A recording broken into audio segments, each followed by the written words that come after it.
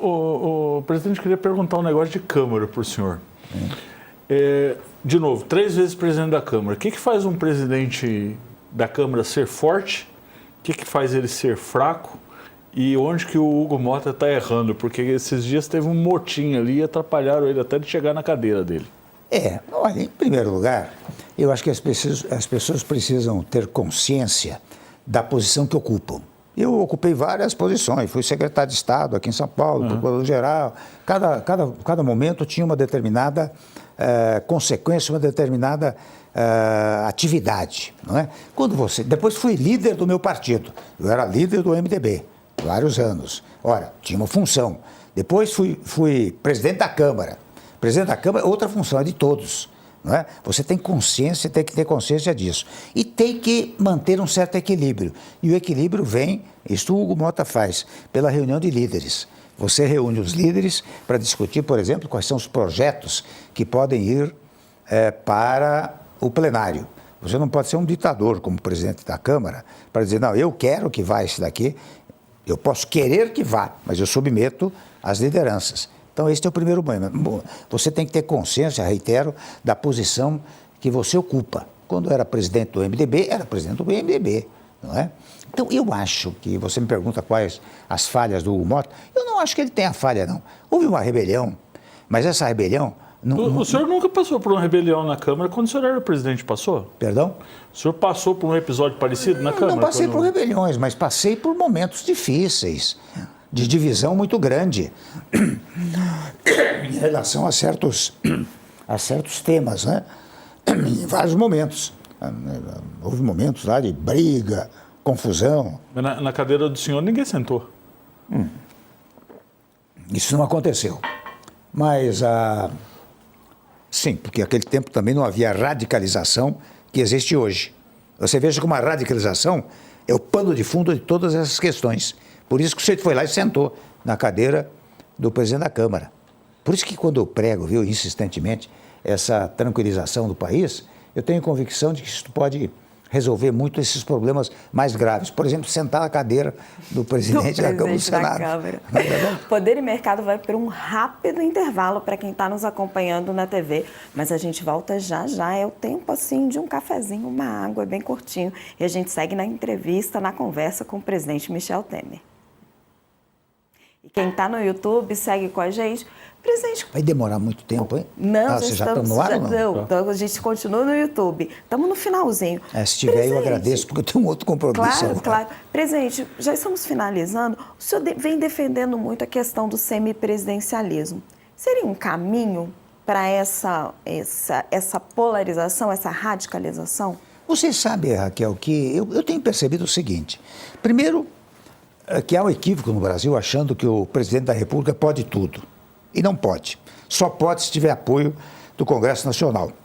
Você vê, eu, presidente, mando emendas à Constituição, edito medida provisória, preciso vê-las convertidas em lei, veto projeto de lei, preciso manter o veto. Então, quem governa o país, mesmo no sistema presidencialista, é o executivo mais o legislativo. Primeiro ponto. Segundo ponto, o que tem acontecido ao longo do tempo é o seguinte: o legislativo brasileiro vem assumindo muitas tarefas.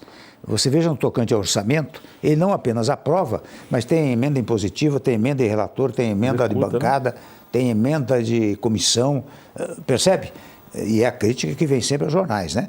Ele assambarcou uma série de competências referentes ao orçamento, primeiro ponto. Segundo ponto, em vários momentos, nas gestões passadas, eu vi que o presidente da Câmara, o presidente do Senado, convocavam certos setores. Por exemplo, uma ocasião convocaram os planos de saúde para fazer um grande acordo nacional, uma atividade tipicamente executiva, não é verdade? Esse é um primeiro ponto. O segundo ponto é que o Congresso hoje destina boa parte das verbas orçamentárias e não responde pela execução interna do governo, não tem responsabilidade.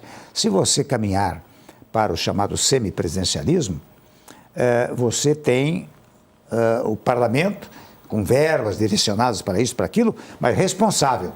Outro ponto que o semipresidencialismo resolve é acabar com o impeachment, né? Porque o impeachment, você sabe que no presidencialismo causa traumas. Nós temos 36 anos de Constituição, tivemos 2 impedimentos.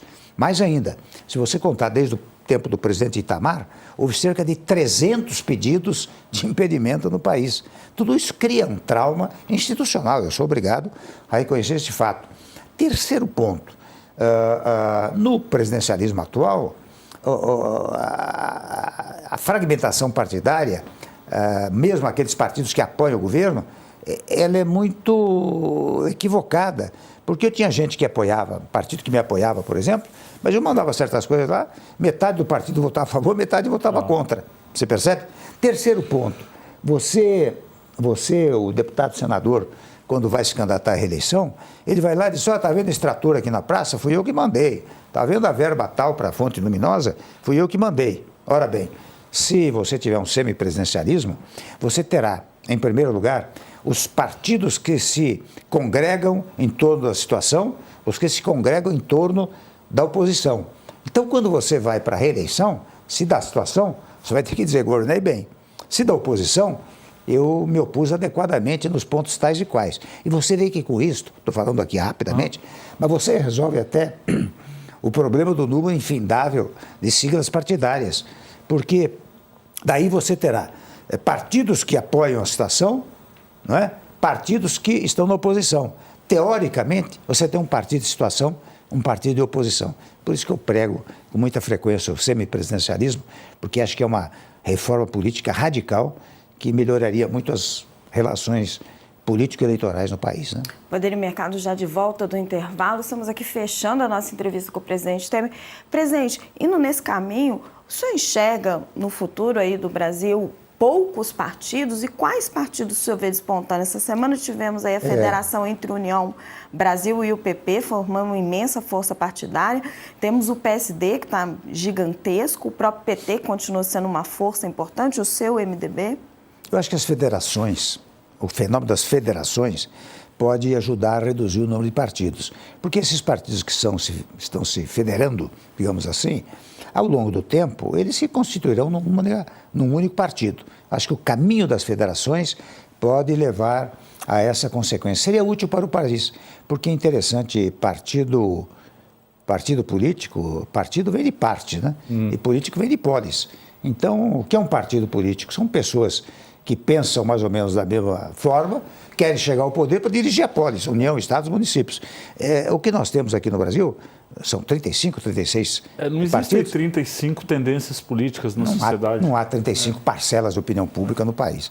Mas eu digo, em conclusão, o fenômeno das federações pode resultar na redução dos partidos políticos.